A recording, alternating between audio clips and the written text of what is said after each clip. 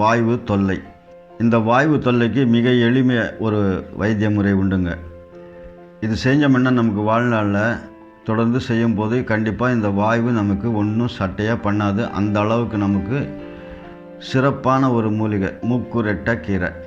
இந்த கீரை வாரத்துக்கு 2 முறை நம்ம எடுத்து சமைச்சு சாப்பிட்ணும். எப்படி சமைச்சு சாப்பிட்றது அப்படின்னு பார்த்திங்கன்னா, பொரியலாகவும் செஞ்சு சாப்பிட்லாம், அதே நேரத்தில் துவையலாகவும் செஞ்சு சாப்பிட்லாம்.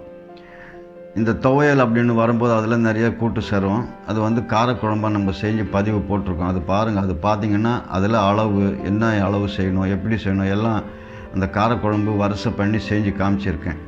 அந்த மாதிரி செஞ்சு சாப்பிடுங்க. இது என்ன வாயு தொல்லை அப்படின்னு நம்ம ஈஸியாக நம்மளுக்கு ஒன்றும் இல்லை, ஏன் இன்றைக்கி முழங்கால் வலி, மூட்டு வலி, கழுத்து வலி இதெல்லாம் ஏன் வருது, என்ன அறியாத பசங்க முதல் கொண்டு பெரியவங்களுக்கு வரைக்கும் இது பிரச்சனையாக இருக்குது. வாயு தொல்லை இந்த மாதிரி ஒவ்வொரு உடம்புல நமக்கு இந்த வாயு தொல்லை அதிகமாக கூட கூட வலி கொடுக்க ஆரம்பிச்சிடும்.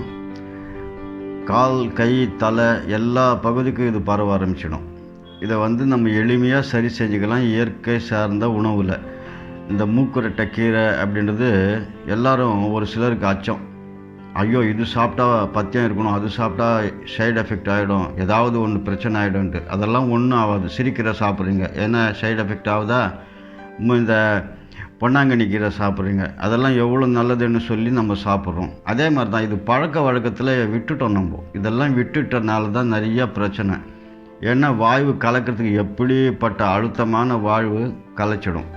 ஏன் இந்த நமக்கு சேருது? செரிமானம் கண்டிப்பாக சரியில்லை. செரிமானம் சரியில்லைன்னா கூட வாயு சேர்ந்துடும்.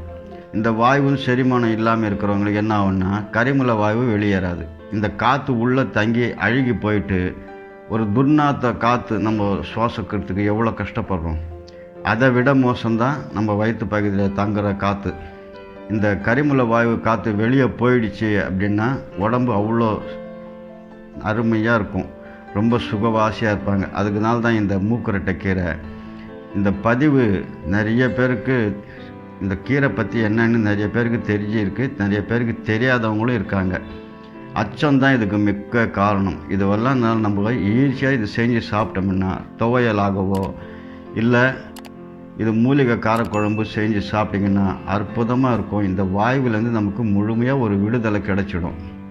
இந்த வாயு தொல்லை நீங்கிறதுக்கு நிறைய பதிவுங்க போட்டிருக்கும், அது பார்க்காதவங்க பாருங்கள். மேலும் இது போன்ற பயனுள்ள மருத்துவ குறிப்புகளுக்கு இந்த சேனலை சப்ஸ்கிரைப் செய்யவும், அருகிலுக்கும் பெல் பட்டனை கிளிக் செய்து ஆலில் செட் செய்யவும்.